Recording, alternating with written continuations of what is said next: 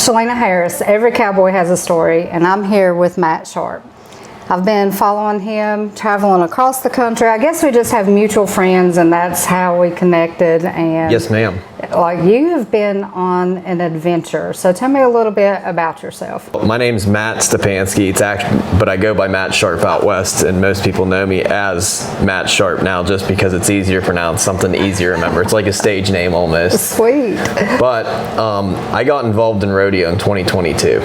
And I really wasn't around any of the Western industry till very recently, you know. I grew up in Butler, Pennsylvania. My dad was a state trooper.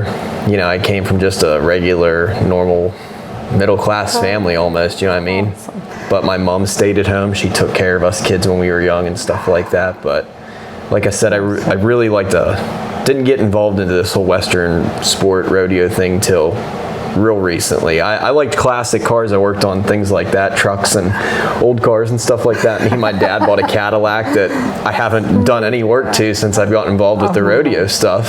And he's kind of on his own with it, it seems like. So you go from working on classic cars to going to a rodeo. Yes. Going on a date with a girl to a rodeo. No way. Awesome. So I didn't want to like go to it, you know what I mean? I said, hey, you want to go to this rodeo? And I was like, I've never really been to one, but yeah, I'm sure, you know. We kind of were late or whatnot, and they did this thing at the intermission that was called bull hockey. This was at a place up in Pennsylvania.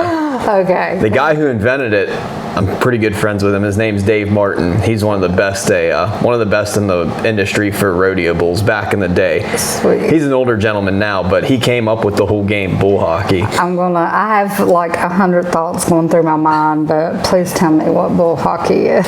They load a bull in the chute.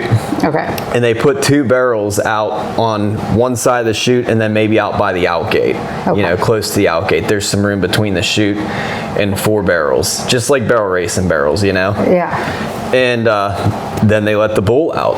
And your job, the goal is to get the bull to chase you between these 2 barrels to score points for your team. Oh, wow. So the bull is the puck. They call it bull hockey because the bull's the puck. Sweet. So, you know, my mom's like, you're stupid. My dad said, you know, that's dumb. Why would you do that? You know what I mean? And I said, hey, only the idiots get ran over first. And boy, I tell you what, that bull come out of there, went right around, ducked on the other side of me, and it went out beyond on the other side of the arena. I lined myself up between those 2 barrels. And I was like, I'm going to score a point right here. I'm going to turn as soon as that bull comes to me. I'm just going to turn right out of here. And I was thinking all this through my mind, you know. And that bull just was right there. I looked behind me, that bull was right there, and it just pile drive me right in the dirt. Oh, no. Pulled my pants down in front of everybody in the arena too. So that was even funnier. And like right after that, man, I hit so hard I could feel the wind go over top of me. You know what I mean? I saw that bull's hooves going right over my head, just pushing forward. And he missed me, he didn't step on me, but he did, you know what I mean? He just ran me right down. I get up and I'm like, wow, I got to try to ride one now. Oh, no. Well, there you go. And, you know, it was funny how it all worked out. And so next thing I know, I'm going to like a little clinic in Pennsylvania, in Greensburg, Pennsylvania, and ran into a couple guys that really helped me, you know, try to get better and be a better bull rider. And I got on my first bull at a place called Buckhorn, a little place called West Sunbury. Anyway, I got on a bull there April 1st, 2022, on April Fool's Day. Yes. I thought that would be a perfect time to do it. Exactly. So I got on my first bull there, and I mean, I didn't ride it, obviously. I made like 3 seconds on it. It was pretty cool because he come out and he spun. You know, I stuck to him for I thought was pretty good for a first time ever. You know, he didn't just go out and hop. He spun back, you know what I mean? He turned right back, and it was fun, you know what I mean? And it went from there. I think I've been probably on about 200 head of different bulls, you know? That was awesome. Total. Within like a year and a half span. That's a lot. That's pretty good. Yeah, that's not bad. No. For somebody that's amateur. Not raised in, you know, you're not a generational cowboy. Right. So it's just, and I think it's, I think it's just something that kind of sticks to you. It either is you or it's not. And And I'll tell you what, the bull riding thing, you know, it just didn't work out for me. I don't have it. You know what I mean? I won one buckle in the novice series up in Pennsylvania that I was riding in the winter, but that was it, you know. But for one, you're tall, and like the bull rider's center of gravity, the shorter you are, the better balance, I guess you could say, that you have. So when was the last time you rode a bull? I believe May 31st this year. Yeah, and I mean, I rode it. It wasn't anything like that bucked too good or anything like that, but I rode it in a Locust Grove, Oklahoma. There's a guy down there by the name of David Berry.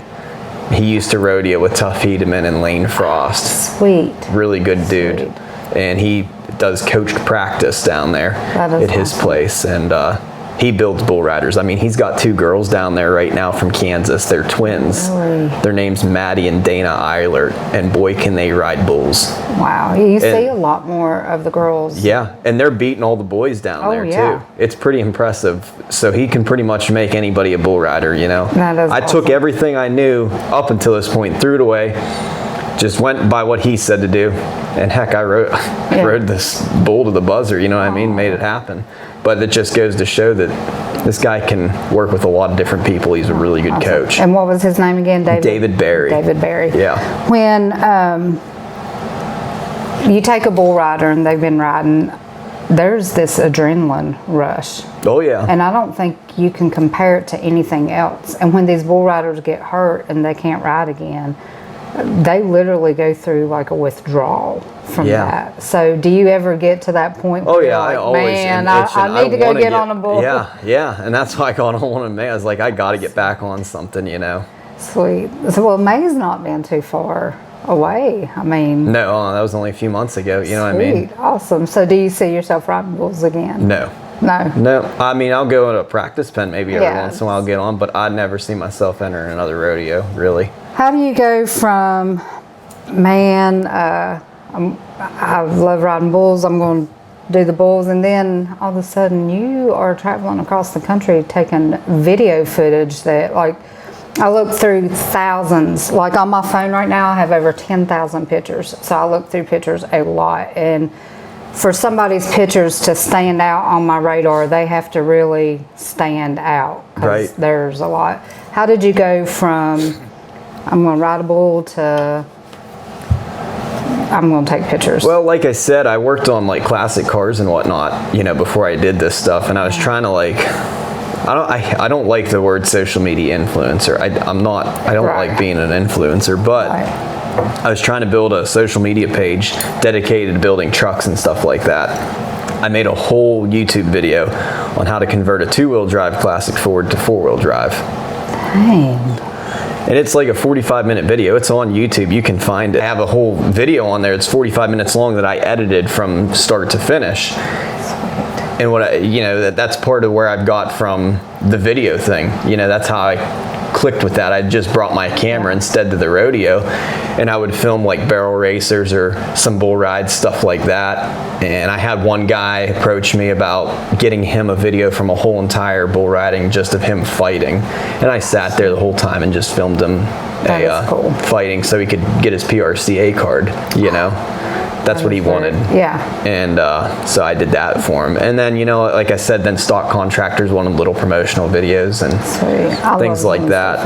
Yeah. You know, and then it went from there to, like, how am I going to expand this now? Like, I've gone to a lot of local deals, done a lot of different things around home. How am I going to expand out and get west now? So I went to Cheyenne Frontier Days in 2023. A guy back home by the name of Dave Zabrovius helped me get there, and he got me connected with the right people. Amazing. To get out there. And you know, at these rodeos, it was like my first taste of real pro rodeo. I had to get back out there, you know, and my full-time job just wasn't working for me anymore because they put me on a shift. It was 2:30 to 11. not working. It was cutting into all my rodeo stuff, you know, for Friday nights. Right. And so finally I was like, what am I going to do to expand? So I took a risk, quit my job in September of 2023, September 20th of 2023. Wow. And I got luckily hooked up with a guy from Ohio that is the official photographer for the National Rein Cow Horse Association. Sweet. So he had me come to Fort Worth, Texas and help him out a little bit. And that was kind of like my first big gig since I'd quit. And it just gave me enough money to keep going. You know what I mean? Made it back home after a month of working for him. And I went to like a small deal in Ohio, in Millersburg, with a deal called Rafter M Rodeo. It's a small APRA rodeo. Yeah. Guy who owns it, his boy right now, is #1 in the APRA standings, I believe, Spur Montag. Wow. But his dad, Bob Montag, owns that Rafter M Rodeo, so he had me come out there and got me a little bit more cash to keep going. And November came around, I went to the SEBRA finals in Lexington, Virginia, and filmed that as well. That's like 45 minutes up the road. Right. Super close. Exactly. So now you know where you can come and stay. Right. And so I went up there, covered that deal, got another few $100s in my pocket, and then I was like, what am I going to do for the winter now? Like, I quit my job, like, what am I going to do? And it was either stay at home and go to the same old indoor winter rodeo that you see the same faces at, you know what I mean? Yeah. That there may be once a month, twice a month, and then by the time February hits, they have one every weekend. But that's just 1 month that they have a rodeo every weekend. Yeah. So I packed up all my crap and I went down to Las Vegas during the NFR. Wow. And I was going to network with some folks at that Cowboy Christmas deal at the convention center. Yes.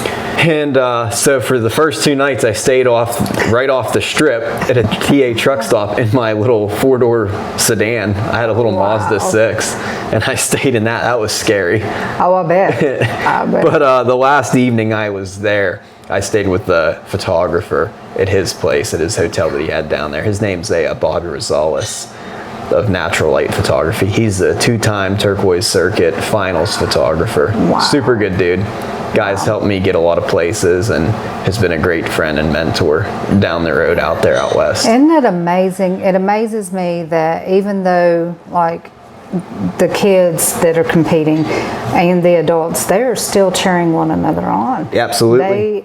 Photographers, even though they may be competing or trying to get that award. Yep. They're still helping. Look, do this. If you do this, maybe change this. No doubt. It's like people really want to better other people. Absolutely. So after those 3 days that I spent there in Las Vegas, I went to Wickenburg, Arizona.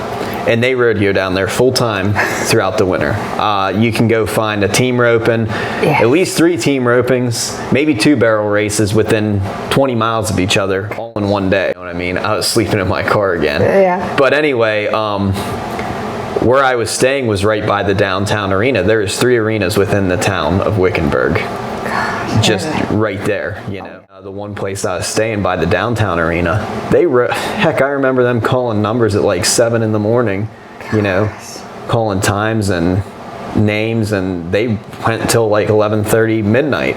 Wow. I'm like, wow, it's late. They really rodeo all day down here. I started screenshotting flyers before I even left to go down there. You know what I mean? I started trying to get into these Arizona Facebook groups and things like that. Yeah. And I just started screenshotting these flyers, calling numbers, seeing where I could go. Yeah. Finally, I got a plan together, and I was going to do something every day scheduled, That was pretty awesome. Monday would be a barrel race. Tuesday would be a barrel race outside of Wickenburg, like 2 miles. Wednesdays, I'd go to this place called Tanner Arena, Dunn's/Tanner's Arena. And that was in Litchfield Park. That was about 20 miles down the road. Wow. But I would film there. And a lot of times, like at that arena, nobody just bought videos. They just didn't buy any videos there. Yeah. So they had an announcer there, and he wasn't very good. And I said, hey, I kind of do announcing on the side a little bit. I said, what if I announced your deals instead of videoed? And I said, well, we'll give you a try. And they were impressed. They were kind of blown away almost, you know? That is awesome. So then at those rodeos, Monday after the deal in Wickenburg, I'd go down there. Wednesdays, and I think Saturdays I also went. It was either Saturdays or Fridays. Whichever the case may be, I would announce all their deals throughout the rest of the week, you know. And then Tuesdays and Thursdays, I'd go find a barrel race somewhere around Wickenburg. Grit and determination to do what needs to be done. Yeah. To just do what you love to do. Right.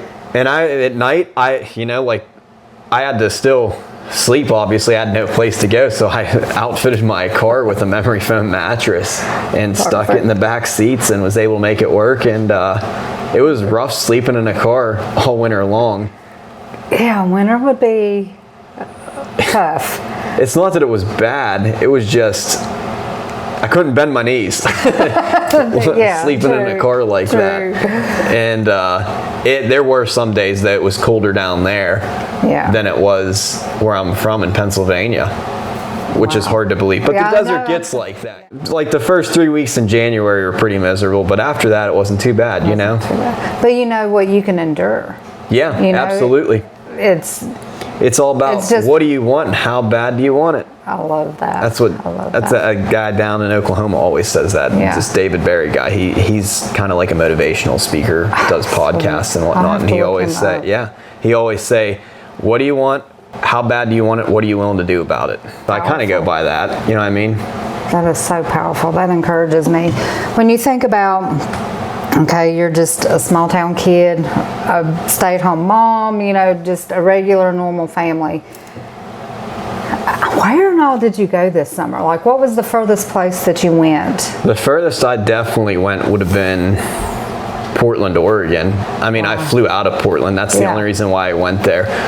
That was the furthest out in the United States I'd ever been to, you know? How awesome is that? What was it like when you got to see that? Because you can see pictures on Facebook of the Badlands, the Tetons, all this stuff, the Grand Canyon, but when you go and you put your eyes on those places, it's pretty neat. You know, it's not like you've seen a picture, you know what I mean? I joke, but I'm really not joking about this hitchhiking with you, like just jumping in your vehicle and just doing a story about where you're going and what you're doing and what you're seeing and what it's like, because it's not just, there's a trip between here and getting no doubt. Like there's so many adventures and so many obstacles.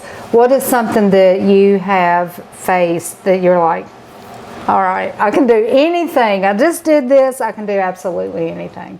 Driving from Arizona back to Pennsylvania or Idaho to Pennsylvania, that, you know, you drive that long, you make it happen. You're like, I can do anything now for sure. I can make it anywhere. I can do this or that. Sleeping in my car in Wickenburg, that's another thing. Like that, you know, sleeping in a car is tough when you have no leg room or anything like that.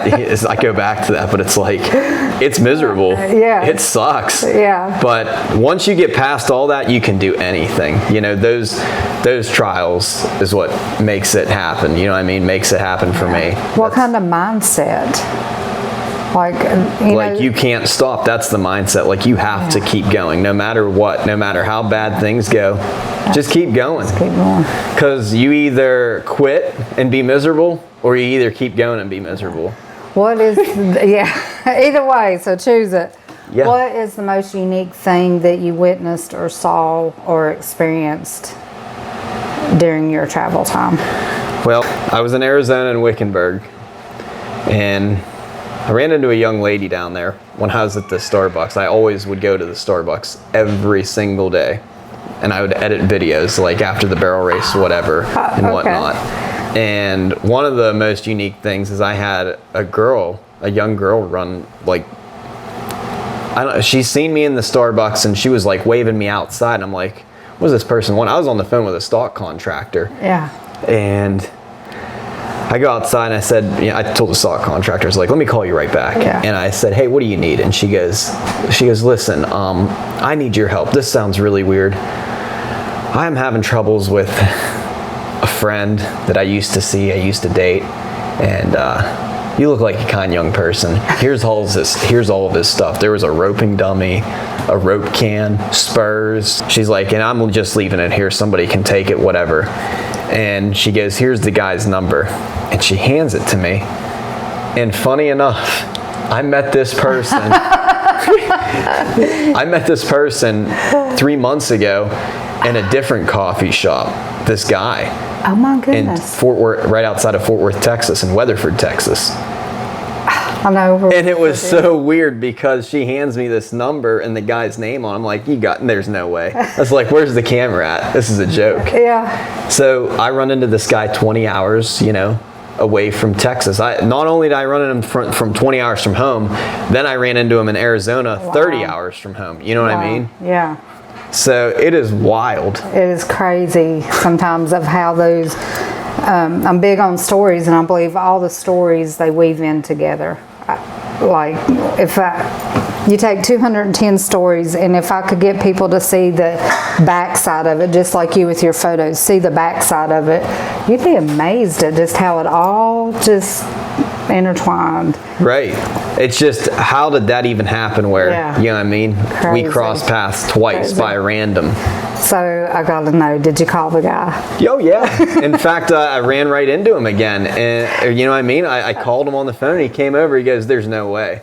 And he's like, Wow. he goes, thank you so much for, everything, for Wow. getting this stuff back to me. He goes, do you believe in God? And I said, oh, yeah. He goes, for whatever reason, he wanted us to cross paths again. Yeah. He goes, this is pretty insane. He goes, I figured we'd run into each other, but this here is this is different. It is. Because, the guy who said, I asked the guy specifically, I said, hey, have you ever been to Wickenburg, Arizona? Because he had an Arizona hat on. That's the only reason why I talked to this guy in the first place. And he goes, oh, yeah, they do all kinds of stuff all winter. He goes, I go there, and so. But I just talked to the guy last week, That is crazy. So we'll probably meet up at some point again this winter and get lunch or something like that. Yeah. Oh, absolutely. You make so many connections along the way. Yeah. All right. When you think about your entire life, not just rodeo, but you think about where you've come from and where you are today, that's your work ethic, everything about you, your grit, your drive, your determination. Who can you say, beyond a shadow of a doubt, I would not be where I am today without this person or this event, something that took place? I mean, it's tough to determine through my whole life, Yeah. It really is. But being where I'm at now compared to where I was a year ago, 2 years ago even, the rodeo community has helped me out, Yeah. I got to thank, Dave Zabrovius, out of Fredonia, Pennsylvania, helping me get to where I'm at. Yeah. He's helped me become better around horses, around the Western way of life. No, seriously, I mean, there's he's a gotten lot. me he's got me to Cheyenne Frontier Days. That was cool. Another guy, Heath Davis, that guy is determined too, man. That guy can work. So he is a rodeo stock contractor out of Ohio. Sweet. And he runs High Steel Rodeo Productions. Awesome. And that guy, funny story about him, I was at a different deal when I first started out riding, and one of the bulls that he had there, he didn't haul in, one of his friends hauled in for him, and this rodeo decided, we'll put Matt on this bull of Heath Davis, and that bull bucked so hard. I mean, they were trying to kill me off. They knew what they were putting me on. I didn't know what I was getting on. It was like my fourth bull. Oh my gosh. You know what I mean? Not only did I get on the bull Wow. once, I was able to film it, So anyways, they do that, and we're down there amongst all the other photographers. I am, and I said, I got on this sucker when he was really ranked back in the day, telling everybody that. And, I love it. but anyway, that's kind of how we started to cross paths, and I saw he had a novice rodeo that he was putting on through that year, and I was like, I need to sign up for that. I need to get involved with that. Yeah. And ever since then, from that point on, that guy has not only helped me in rodeo skills, trying to be a better bull rider, he's helped me in all different aspects, such as, just the determination, not quitting, working hard, making it happen. just going out and being a go-getter. Yeah. You know, he also not only owns that, he's has a couple sale barns as well. You know, this guy is all business and knows how to make it happen. Yeah. You know, and just sounds like a hand in a little bit of Yes. everything. Yes, and that's what absolutely. it takes. Just like you, okay, I'll ride the bull, I'll announce, and I'm going to take pictures. Yep. Just whatever. If he ain't hauling rodeo bulls, he's hauling something. feeders Amazing. from one sale to the next. You know what I mean? So that guy never quits. He's always going. So he's definitely one of my best friends, you know, and has awesome. got me to the point where I'm at now. What is your goal? See yourself like 6 months, a year, 10 years. What would you, when you sit back and you think, this is the legacy that I want to leave behind, and these are my goals. Like within at least 2 years is to be able to have somebody else either edit for me or go down the road for me while I edit from back home. You know what I mean? Yeah, that'd be Find somebody with the same exact eye as I have that can do the video, and I can edit these videos and, you know, get work done a lot faster. I'd like to put on rodeo schools throughout the country, you know, rodeo video schools at some point, and just do that. Right. And maybe someday own buck and stock. But it's such a big, you know, there's so many people doing that and everything right now. It would be something fun for me to do. Yeah. You know what I mean? But, and I'm a firm believer, if God has put it in your heart, He's already called you to it, and He'll see you through it. Yeah. And that's just how I look at that. No matter how crazy it may sound or seem and so far away or whatever, if He put that desire in your heart, it was for a reason. Yeah.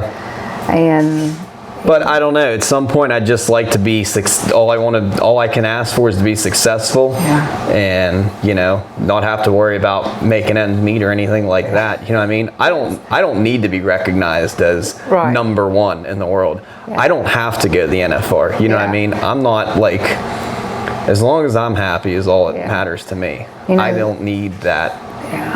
You know. So many people want to fame and the fame, but they're missing what's happening in between. Yep. And that, you know, if it costs you your peace, it's too expensive. Nothing's worth the peace of mind that you have and your integrity or anything like that. You know, sometimes I think, oh, I'd like to do this, and then I'm like, okay, what am I willing to sacrifice for that? And is it worth the sacrifice? Right. So you sleeping in your vehicle, absolutely, that's a sacrifice. How am I gonna make money if I'm getting a hotel every time? You know what I mean? The girls and I will sleep in the vehicle, go to a rodeo that's in North Carolina, work the rodeo, sleep in the vehicle, get up to be at the beach at sunrise. Yes, absolutely. Yeah, we're not going to sleep in a hotel. No. We're going to use that for gas money to go to the beach.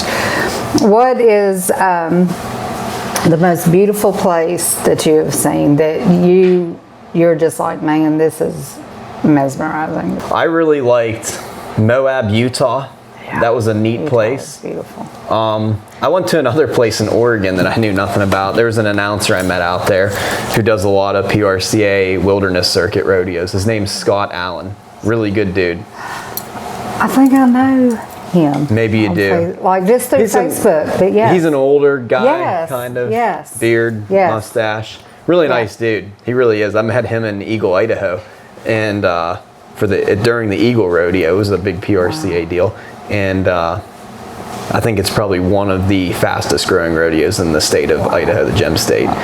And anyway, I seen him post a picture that he was out in this place called Leslie Gulch in Oregon. It's out in eastern Oregon, just across the border basically. And I was like, I gotta go see this now. I love that. And it's basically, it's like a state park. It's kind of in the back country, like 30 miles you drive in. Wow. No kidding. There's no cell phone service, no nothing out there. Wow. And then all of a sudden you run into these like canyons, and it's all formed from volcanic ash from hundreds of thousands of years ago. And it's like this real red, pretty rock.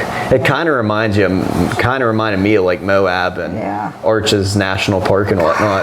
They're beautiful. It was neat. And so it was kind of, It was kind of also terrifying, being that there's not many people back in there.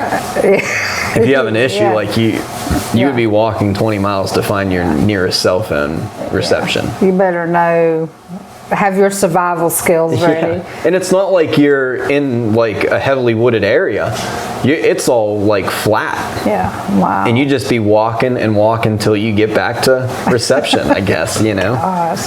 What would you say to a younger version of yourself, to another 16-year-old boy, a 10-year-old boy who might see this and they're like, man, this is what I'd love to do, and I want to do that, or whatever their dream may be, because we all have different dreams.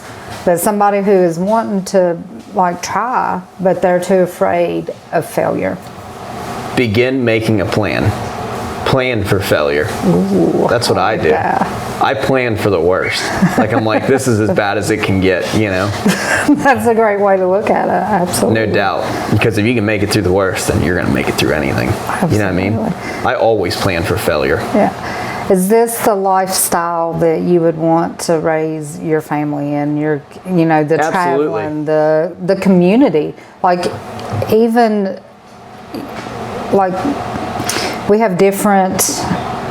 I think we all always have the same beliefs and work ethic, and as a common thing. See that kind of a, I don't know, if relationship or acquaintances in the sport of like basketball, baseball, football. I really don't think you see that compared to what you see in rodeo. It's a whole different world. It is, and it's so hard. Like, I love to write, but it's like I can't make my words match up to what the rodeo family really is. Yeah. We had people broke down. I think it was 11 o'clock last night. I don't even know. We had those people, they were broke down. We were like, we're on our way. Yep. Just that's looking out for one another, and just, taking time to say you're just as important as I am. Right, absolutely. So many times you go to be a blessing to somebody else and they bless you in this rodeo lifestyle. Oh, yeah. And how everybody looks out for everybody. Like, nobody's going to do without. Nobody's going to have to struggle or face things alone. Right. Like right now, we've just endured a crazy flood. Yeah, no doubt. Well, tell me about seeing some of that when you were coming through. I really didn't get to see much of that at all. Because you drive at night. Well, I went through the tropical storm driving down here, but it was already dying out. It was still super windy, super rainy, but it just wasn't producing the types of rainfall that these states down here have gotten in Virginia and North Carolina. I didn't go far enough on 40 to go see the damage. I noticed that you posted you were going, and everybody's like, don't go, you need to turn around, What were your thoughts? Well, that was it. Yeah, Virginia. I was thinking, that hurricane's going to be gone, and it already was, because I ran into it in West Virginia. It was already past, Chilhowie. You know what I mean? Oh, and North Carolina was sunny skies when I got to there by the end of the day or whatever, in the afternoon. So cool. And the same thing happened in Virginia. I mean, once I went back up there the next day, it was sunny. It was fine, But I think everything west of there took a pretty big hit. Imagine your life not living this lifestyle. Yeah, I guess I could. I mean, I'd still be at home. You know what I mean? Right. But right. Yeah, I'd still be at home. You know what I mean? But I'm glad that this came to be, because it's kind of a different way to see the world, and I'm doing it making money. It's not rodeoing for me, but it almost is. Yeah. You know what I mean? I'm still going up and down the road just like these guys that are full-time in the PRCA. Yeah. Making money, riding, bucking bulls, bucking horses, all that stuff. So it's been over a year now that God just put it on my heart about what it takes to be a world champion. And so that's going to be a question I'm going to ask you, but I'll go ahead and ask you and then I'll finish. Hold on.